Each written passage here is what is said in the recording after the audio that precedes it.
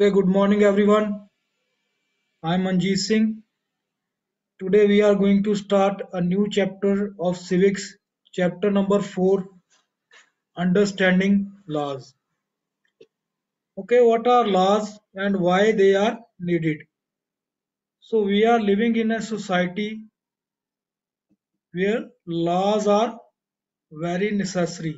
Okay, laws are the simple rules or regulations which are necessary to govern any society.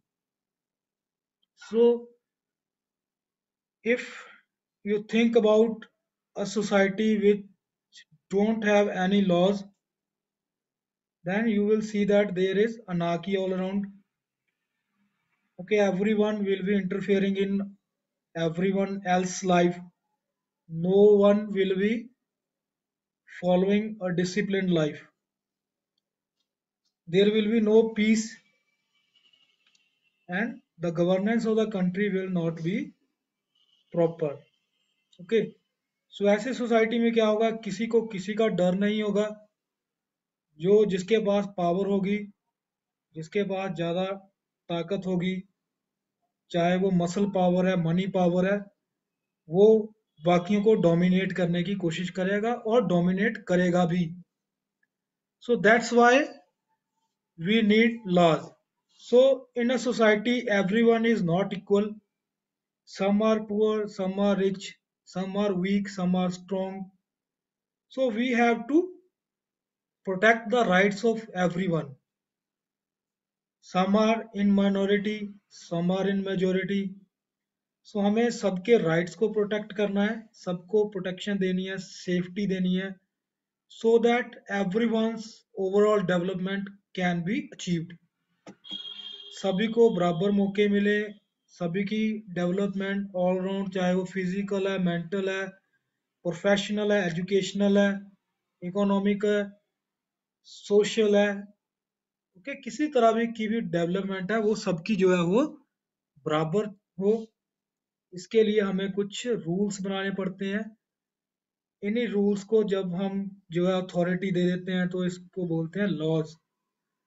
So there is a great need for laws to run the country smoothly.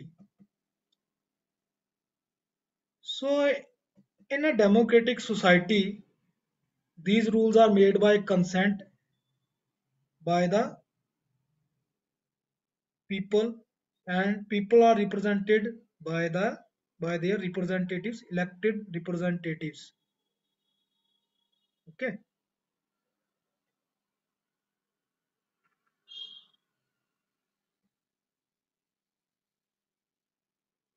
so let's move ahead.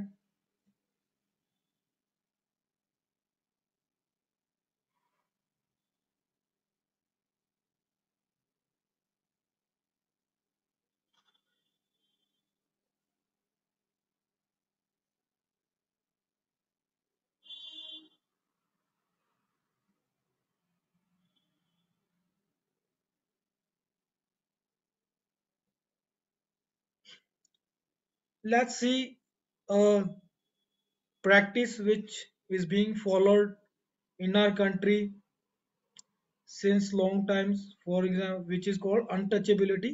Okay, which was abolished by the Constitution India by Article 17.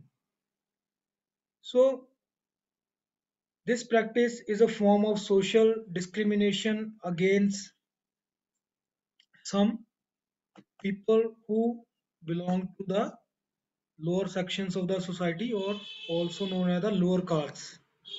Okay,